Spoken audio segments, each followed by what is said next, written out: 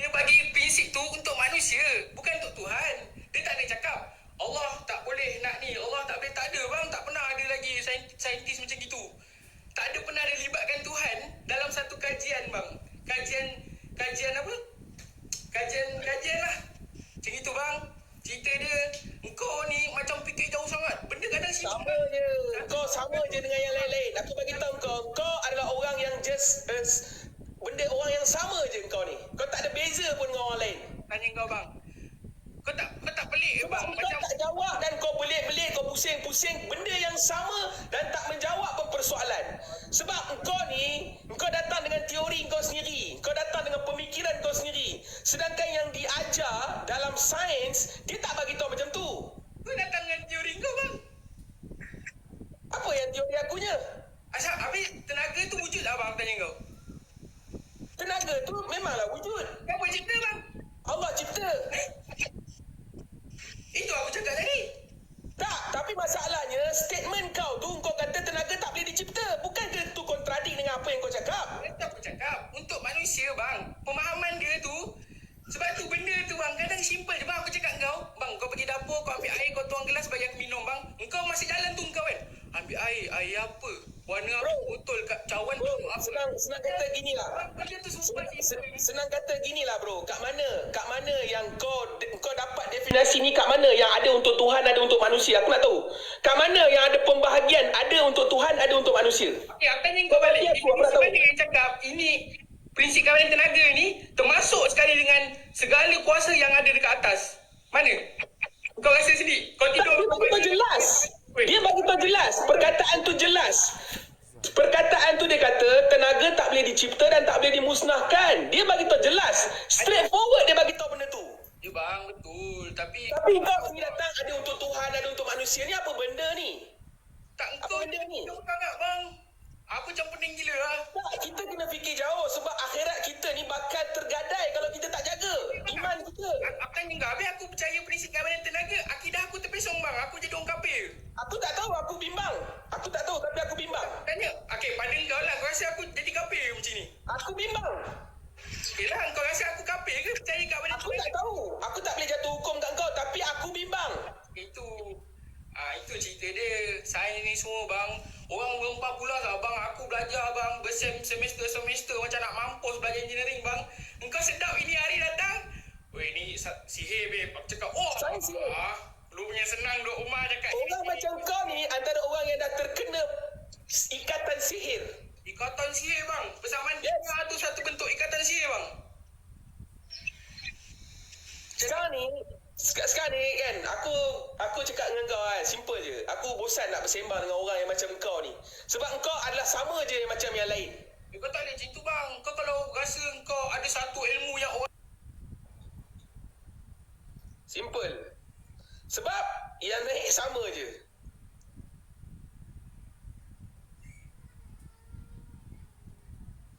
Kita naikkan orang lain.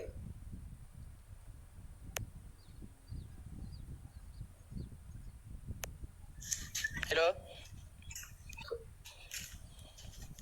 Ni orang kafir ke orang Islam? Orang Islam. Bagi salam lah. Assalamualaikum. Waalaikumsalam. Boleh buka kamera ke? Belum bang, saya tak mandi lagi.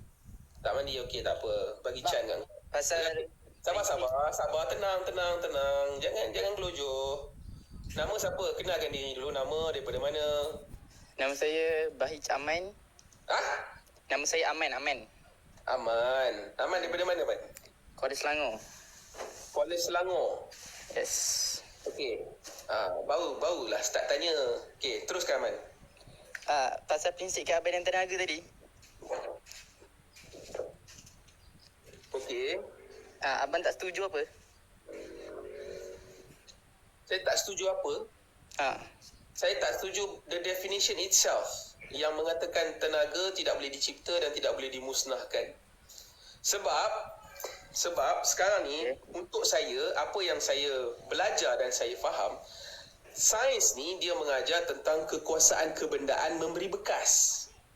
Jadi dalam asas untuk menanamkan kekuasaan kebendaan memberi bekas dalam jiwa manusia, dia perlu menyatakan adanya kuasa ataupun adanya makhluk yang tidak boleh dicipta dan tidak boleh dimusnahkan, dan ini bersalahan dengan akidah. Tapi sains juga cakap tenaga tu asalnya dicipta, Big Bang. Dicipta oleh siapa? Tuhan lah. Kalau ikut Albert Einstein tu dia cakap tak logik kalau sains ni tak ada Tuhan, mesti ada. Tak ada. Kau cakap benda yang lain sebab sains bagi tahu Tenaga asalnya Tuhan yang cipta. Tuhan yang mana cipta. ada? Mana ada sains mempercayai Tuhan? Sains ni by default dia adalah atheist. Dia Tapi tak percaya Tuhan. kebanyakannya ahli sains percaya Tuhan. Albert Einstein percaya Tuhan. Albert Einstein percaya Tuhan yang mana? Dia percaya Tak Tuhan. kisah, tapi dia percaya Tuhan. Dia cakap sebab dia tak ada agama, tapi dia percaya ada satu entiti yang Tuhan.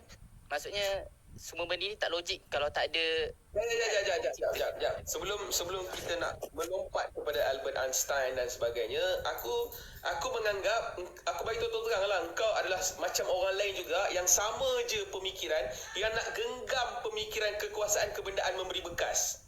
Soalan dia balik semula kepada prinsip keabadan tenaga tadi. Kenapa engkau percaya bahawa makhluk yang dinamakan tenaga tak boleh dicipta dan tak boleh dimusnahkan? Please give me the answer, bro. Okey lah bang, okey lah. Good ending lah.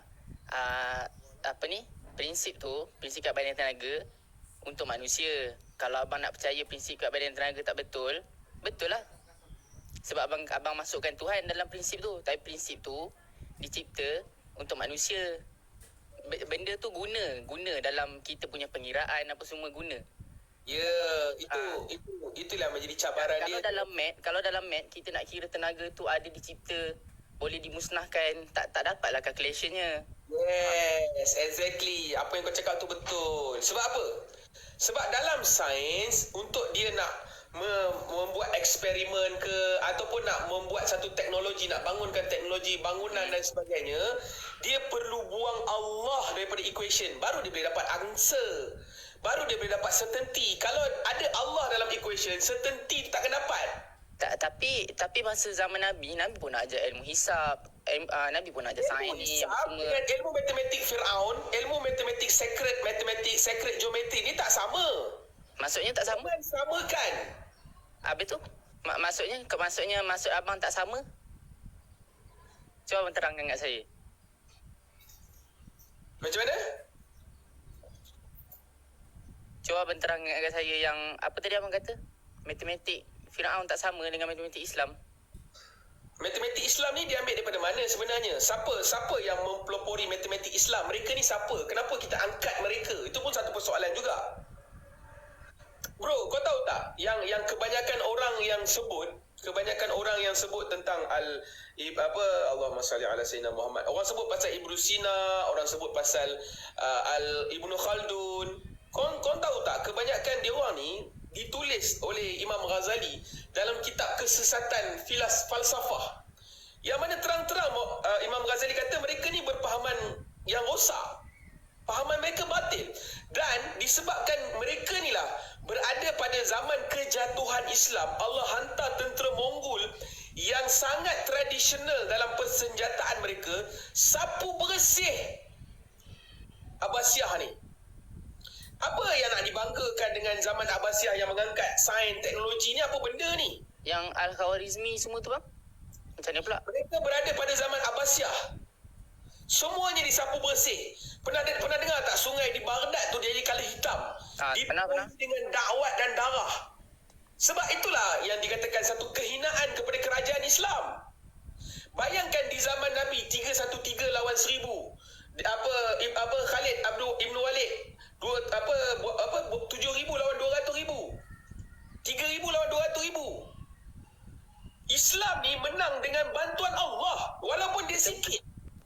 Tetapi kenapa di zaman Abbasiyah dan sampai sekarang ni, especially sekarang ni, kita ni walaupun kita ramai tapi kita tak boleh buat apa? Sebab apa? Kita macam buih di lautan. Sebab apa? Sebab kita tak ada bantuan Allah. Sebab apa? Sebab kita mengambil apa yang Allah kata jangan ambil. Dalam Al-Quran pun ada jamat. Macam mana? Mat setakat mana? Mat yang sampai dalam lokasi tu. bangunan besar-besar ke? Sampai nak buat KLCC, sampai nak buat bangunan Burj Khalifah. Macam tu yang diajar dalam Quran. Dia ajar asas lah bang. Itu sajalah yang kita patut ambil. Itu sajalah yang sepatutnya kita ambil. Yang kita nak ambil sampai nak buat bangunan besar-besar, itu apa? Habis tu Dan keterkaitan dia benda ni semuanya satu line lapisan. Yang mana bila kita belajar tentang pembangunan dan sebagainya, kita akan ambil riba pula. Benda ni terkait. Benda ni terkait bang. Saya cakap tu terang. Jadi kita belajar untuk bangunkan ni, macam mana nak pembangunan tu berlaku dengan cepat. Dia riba, dia terkait. Dan inilah yang berlaku dalam sejarah. Yang berlaku apa orang kata tamadun demi tamadun. Sebab itulah kalau kita belajar sejarah, setiap tamadun ni Allah hancurkan. Sebab Allah bagi tahu dah, yamhaqullahu riba wa yurbi sadaqah. Allah akan hancurkan riba dan semua pembangunan yang berkaitan dengan riba. Dan Allah dah buktikan. Hari ini kita mengulangi benda yang sama. Kenapa kita mengamalkan riba? Sebab kita nakkan pembangunan, kita nakkan kemajuan, kemodenan. Kenapa kita nak? Sebab itulah yang diajar di sekolah-sekolah.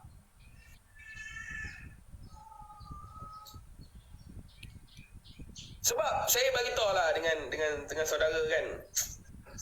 Saya bagi tahu ni bukan sebab saya cakap terang lah. Siapa pun hampa kan, yang hampa nak kutuk ke apa ke, hampa nak hina ke, terpulanglah kepada hampa.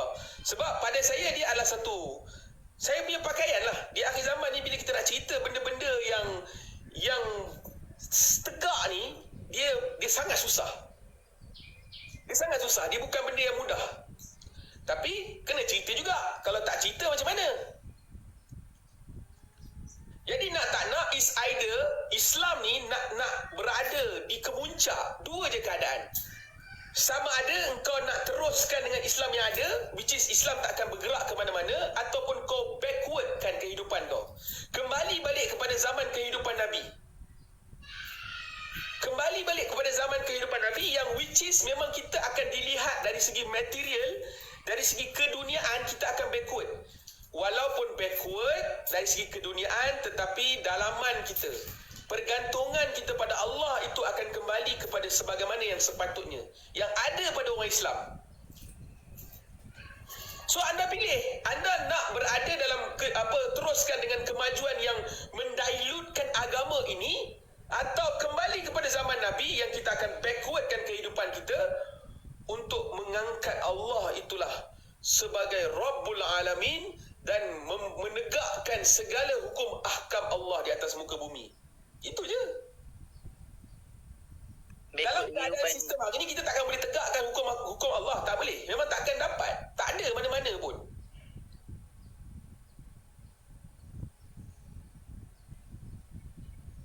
So, bila kita tak berada dalam satu stand yang sama, satu stand kau nak menegakkan sihir, kau nak menegakkan sains sebab kau nakkan kemajuan. Aku kata, aku kena bagi tahu sains itu sihir sebab kemajuan itu dia akan membawa kerosakan disebabkan kawan dia adalah riba.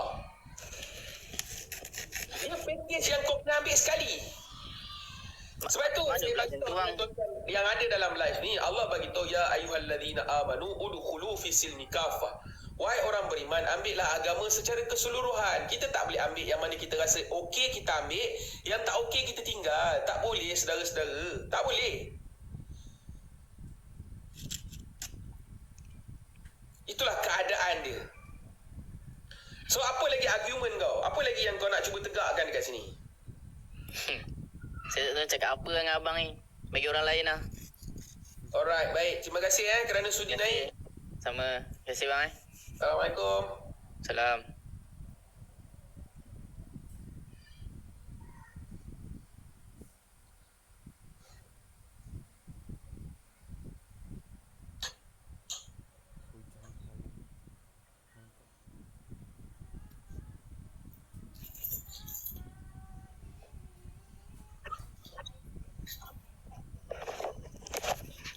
Hello. Assalamualaikum. Buka kamera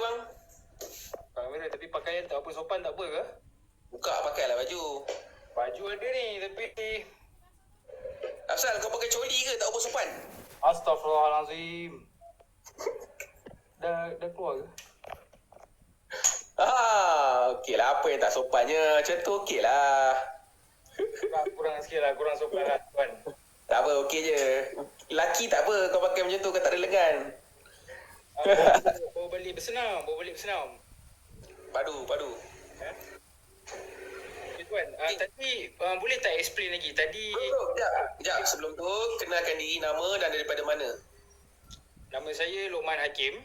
Luqman Hakim, Masya Allah. Hakim boleh panggil Hakim. Ataupun kalau tuan nak panggil saya Luqman pun boleh, tak ada masalah. Okey. Saya daripada Shah Alam, Selangor. Shah Alam, Selangor. Okey. Shah Alam tu dah tak jauh dengan saya tu. Tak jauh, tuan duduk mana tu? Saya BJ. Bukit Jelutong? Yes. Allahu Akbar, salam lu. Dekat itu. Okey. Saya sebenarnya baru come across tuan punya live ni tadi. Okey. Dan sebelum ni saya mungkin pernah nampak video tuan lah dekat page-page lain lah. Saya tak pernah lah. Jadi saya pun macam menarik lah dengan perbualan ni kan. Sebab sejujurnya saya pun kurang lah ilmu untuk bercakap pasal benda ni. Tapi saya tertarik lah dengan kenyataan tuan yang mengatakan kalau siapa yang percaya sains tu sihir. Betul ke salah? Saya faham tu. Saya sihir. Sains tu sihir. Memang 100%. Siapa yang percaya sains tu sihir. Betul ke? Sains tu sihir. Boleh tak Sains lebih lagi kenapa sebenarnya sains tu sihir? Saya macam kurang faham lah macam mana tuan boleh simpulkan bahawa sains tu sihir. Sains itu sihir. Dia pertama sekali bila sebab kita belajar kan, yang mana Allah cerita dalam Quran bagaimana malaikat Harut dan Marut ni dia diturunkan untuk mengajarkan sihir kepada manusia. Sihir yang dimaksudkan, yang diturunkan sebelum ketamadunan Babylon ni, sihir inilah yang digunakan untuk membangunkan semua pembangunan di Babylon. Inilah sihir. Allah gunakan term sihir. Jadi maksudnya pada pandangan Tuhan, kalau kita sebagai umat Islam belajar sihir tu adalah belajar sains tu memang automatically kita jatuh hukum mempercayai sihir lah, walaupun kita guna dia ke arah kebaikan ataupun tidak, betul? Kita still consider terlibat dengan kesihiran lah. Sihir lah. Tapi macam mana pula kalau kita gunakan teknologi-teknologi yang orang kafir ni keluarkan, adakah itu kita tergolong sekali dalam orang yang mengamal sihir? Macam mana tu?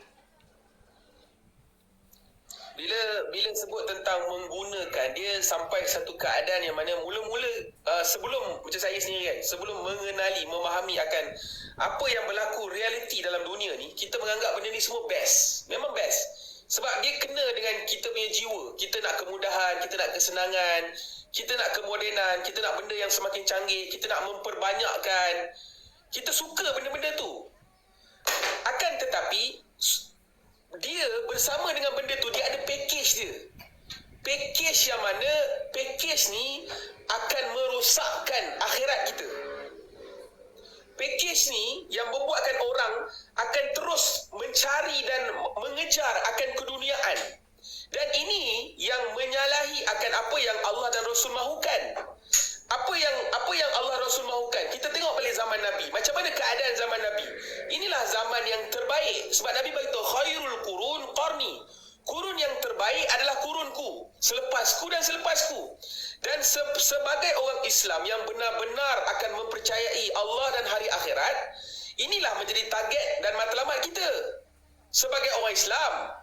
Yang mana hati pada Allah tu, walaupun kita berhadapan dengan kesukaran, walaupun kita berhadapan dengan tak canggih, tak ada benda-benda yang orang kata elektronik, digital, tetapi kalau itulah yang ditunjukkan oleh Nabi, keadaan orang Islam, inilah yang kita kena buat. Sebab itu dalam prinsip rukun Islam, dalam bab puasa, prinsip puasa ni bukan setakat yang kita faham puasa bulan Ramadan. No.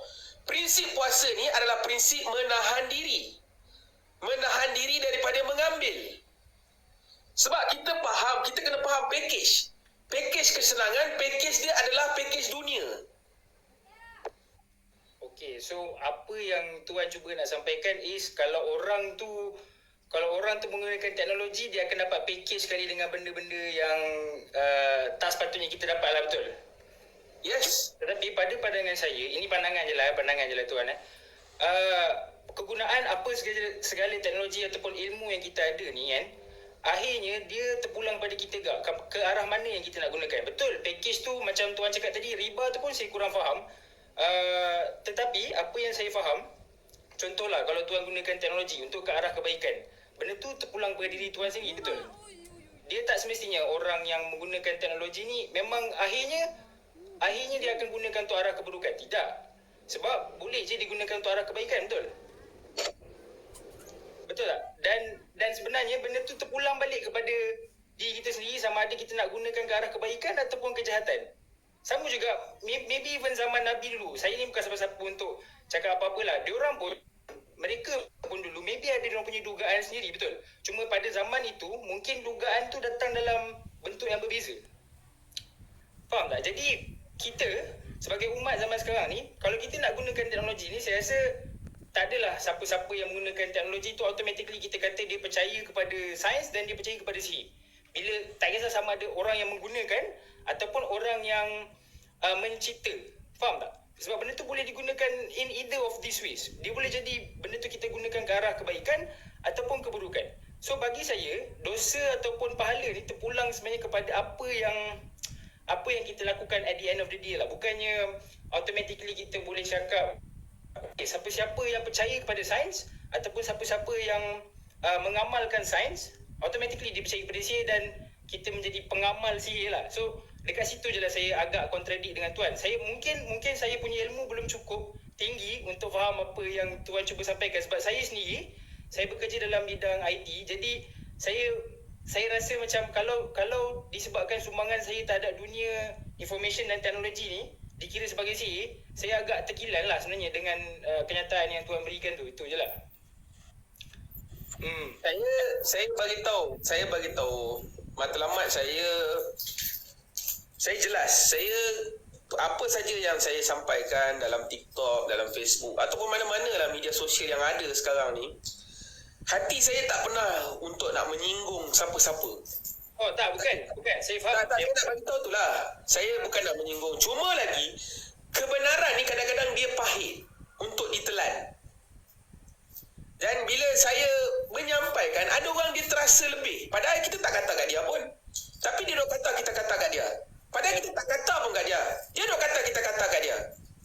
Okey, itu jadi sebenarnya berbalik kepada masalah hati ataupun masalah kefahaman lah. Mungkin diorang sama ada diorang ada niat nak provoke ataupun diorang tak cuba maybe untuk see both side of the coins. Mungkin sebab ada pendapat tuan disebabkan ilmu yang tuan dah ada, betul. Tapi pada saya punya pendapat pula, saya punya point of view, saya tak nampak mungkin side apa yang tuan nak cuba nak sampaikan. Cuma apabila tuan keluarkan statement yang sedemikian, saya tertanya juga, adakah apabila saya mempercayai bahawa badan kita proses makanan macam ni, which is based on apa yang dikaji oleh orang-orang barat ataupun sains yang daripada sana lah datangnya, betul, source dia. Adakah itu salah? Padahal sedangkan contoh macam saya workout, saya pergi buat badan semua tu, dan benda-benda yang saya buat tu is based on sains yang dikaji oleh mereka. So bila saya amalkan tu, adakah saya seorang pengamal sihir? Sedangkan benda tu mendatangkan faedah kepada diri saya dari segi kesihatan, dari segi kestabilan mental lah. Sebab jujur saya cakap, kalau saya hanya bekerja dan saya tidak exercise, memang saya tak rasa diri saya ni fresh, saya tak rasa okey lah untuk saya meneruskan hari-hari saya. Jadi dan benda ni exercise apa semua ni pun ajaran daripada sana. Sains, bagi saya ia sebahagian daripada sains lah. Mungkin dia satu benda lah kan. Saya kadang-kadang saya terfikir, kenapa semua benda yang Allah cerita dalam Quran semua nak disabitkan dengan sains? Sebab penemuan sains ni baru berapa ratus tahun ke belakang ni sahaja. Sedangkan Quran ni dah 1400 tahun dulu. Allah cerita tentang apa pokok ni ada 2 jantina. Allah cerita tentang apa womb, wanita, rahim wanita yang boleh ada baby dan sebagainya. Allah dah cerita lama dah. benda tu dah lama. Sebelum tu tak wujud pun pemahaman sains moden yang kita faham hari ni, tak ada. Kenapa semua perkara tu kita terkaitkan dengan sains? Kenapa kita tak lihat akan semua benda ni adalah kebesaran Allah? Sebab itu orang confuse antara science and sign, S-I-G-N, dengan science, science of creator. Okay, science of creator. Tapi Bukan sains. Hari ni masalah kita, semua benda kita kaitkan dengan sains.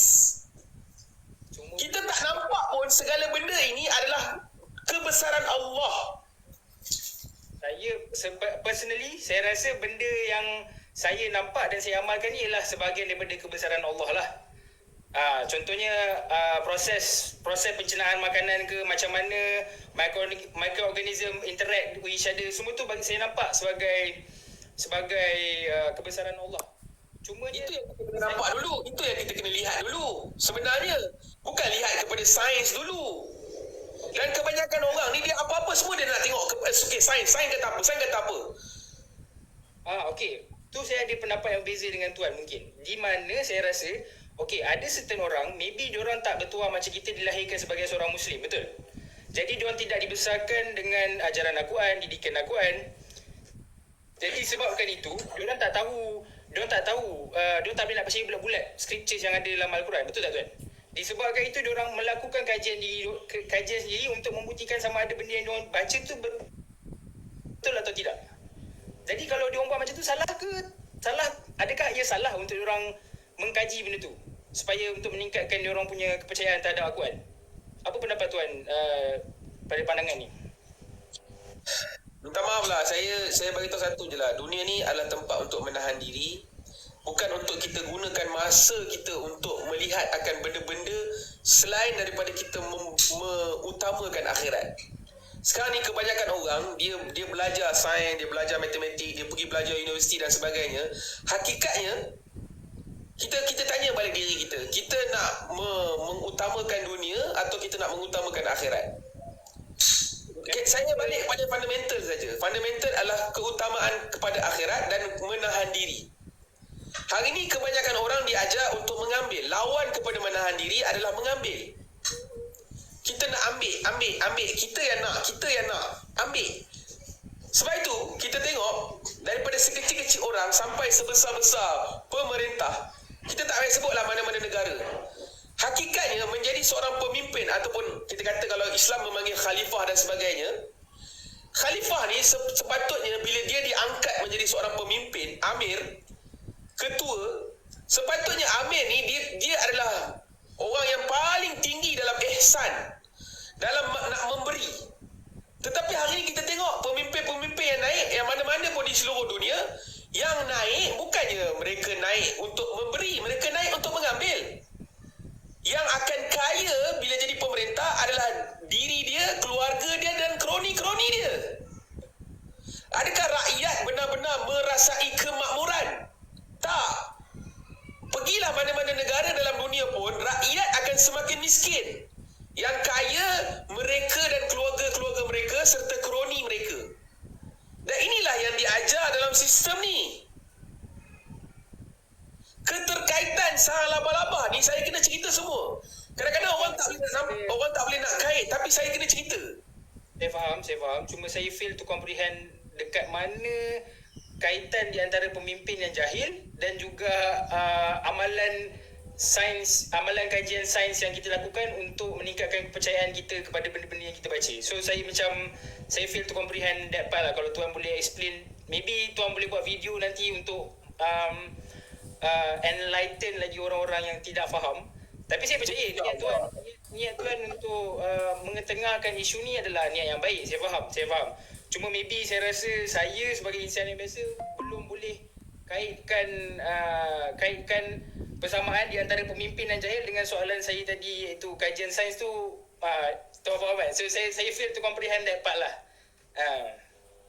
Tak apalah, insyaAllah. Semoga benda ni dia memang memerlukan masa untuk kita digest. Saya cakap terang. Betul, saya faham.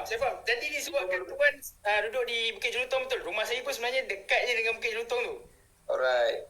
Kalau tuan tahu cari SPK, jadi saya sebenarnya boleh je nak belajar daripada tuan, ataupun kalau tu jumpa kat mamak tu boleh lah bercerita tentang benda ni. Tapi saya betul-betul macam kurang, saya mungkin tak nampak lagi macam mana sains ni kalau kita amalkan boleh melibatkan riba, datang dengan package riba. Sebab benda tu saya rasa dia at the end of the day sebenarnya tanggungjawab orang yang mengamalkan benda tu. Pada saya lah. Sama ada dia nak gunakan ke arah kebaikan atau keburukan tu terpulang pada individu masing-masing. Sebab ilmu is ilmu to me. Tak tahulah kalau, sebab itulah saya seorang, bukanlah kata saya percaya sains, tapi saya rasa ada kebaikan yang kita dapat daripada benda-benda yang kita belajar. Tak kisah daripada orang berbangsa apa sekalipun, orang beragama apa sekalipun, dia masih ada benda yang baik untuk kita pelajari daripada diorang. Tu saya percayalah benda tu. Jadi yalah. Boleh insya-Allah. Nanti apa-apa kita kalau ada kesempatan kita boleh roja-roja insya-Allah. Boleh. Okay, terima kasih banyak Terima kasih tuan. Assalamualaikum. You memang cool lah brother, serius. Tak apa. Saya cuba nak faham. Alright. Alright. Okay. Terima kasih sebelumnya. Assalamualaikum. Dalam macam mana? Okay, insya-Allah.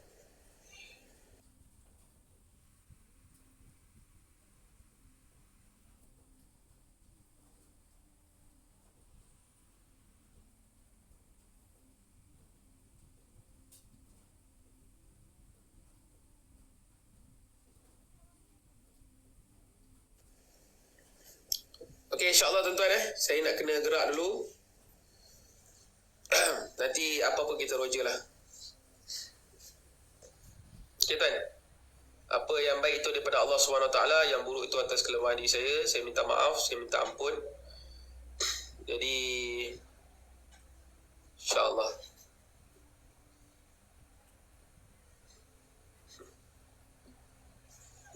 Assalamualaikum.